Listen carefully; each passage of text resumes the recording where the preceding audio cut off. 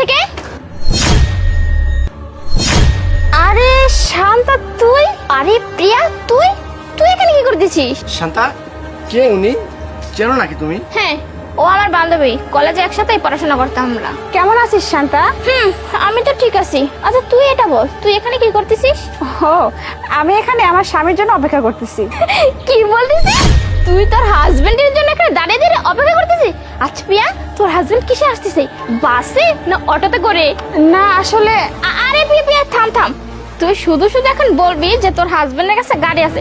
শুধু শুধু মিথ্যা কথা বললে কোনো লাভ নেই। তাছাড়া এটা বল তোর হাজবেন্ডের কাছে কোনো গাড়ি নেই। আর তাছাড়া তোদের অবস্থা তো আমি সবকিছুই জানি। না না শান্তা, তুই এমন করে কেন বলছিস? আমি কেন মিথ্যা কথা বলতে যাব? আরে থাম থাম, কথা পরে বল। তুই এক কাজ কর, আমার গাড়ির সামনে থেকে আগে সর। যদি আমার গাড়িতে একটা আঁচড় পড়ে না, আবার দাগ হয়ে যায়, তুই তো তার দাম জীবনে দিতে পারবেন। সর তো বাবা সর। শান্তা, তুই কি ধরনের কথা বলতেছিস? আচ্ছা ঠিক আছে, বাদ দে। Congratulation for your new car. ও হ্যালো, তোর কোনো যোগ্যতাই নেই আমার সাথে হাত মেলানো, বুঝতে পারছিস? ও আচ্ছা দাঁড়া এক মিনিট।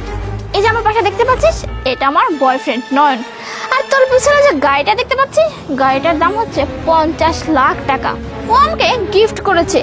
আর এইসব কথা তোকে বলতেছি কেন, তোরা তো স্বপ্নে কখনো এইসব চোখে দেখিসনি। শুধু শুধু তোর সাথে কথা কেন বলতেছি?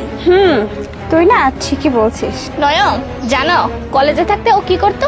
নিজেকে নিয়ে অনেক অহংকার করতো। কোনো ছেলে যদি ওকে কিছু বলতো, তাহলে তো কোনো পাত্তাই দিত না। কোনো ছেলে বলতো ওর চুল সুন্দর, আবার কোনো ছেলে বলতো যে ওর চেহারা সুন্দর।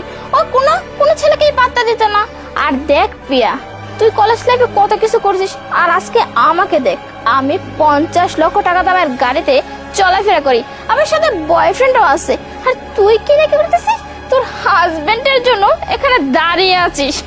না না শান্তা, তুই যেমনটা ভাবতেছিস তেমন কিন্তু কিছুই না। আমার স্বামী না আমাকে অনেক ভালোবাসে, আমার অনেক টেক কেয়ার করে। আমি আমার জীবনে অনেক সুখেই আছি। তুই যেমন বলতেছিস ওরকম কিন্তু কিছু না। আরে থাম থাম থাম, এত কথা বলিস না। আচ্ছা প্রিয়া, তোর হাজবেন্ড কি ট্যাক্সি ড্রাইভার নাকি, ট্যাক্সি চালায় নাকি? আর তাছাড়া আমি জানোস তোকে এত কথা বলতেই চাই না, কেন না বলে তো লাভ হবে না। এত টাকা তো তোরা কখনো চোখে দেখিনি, ছোট লোক না তোরা। শোন শান্তা, স্বামী অটো চালাক আর ভিক্ষেই করুক, যদি সংসারে সুখ শান্তি না থাকে তাহলে টাকা পয়সা দিয়ে কি করব? একটা সংসারের সবচেয়ে বড় কথা হলো ভালোবাসা আর সুখ শান্তি। সেটা যদি থাকে তাহলে কোটি টাকা না থাকলেও কোনো আফসোস নেই। শান্তা, ও হয়তো বা জানে না যে আমরা প্রত্যেক দিন 20,000 টাকার উপরে শুধু মজা মাস্তি করে খরচ করি। তোমার বান্ধবী হয়তো সেটা জানে না, কারণ শিয়াল যখন আঙ্গুর ফল না পায়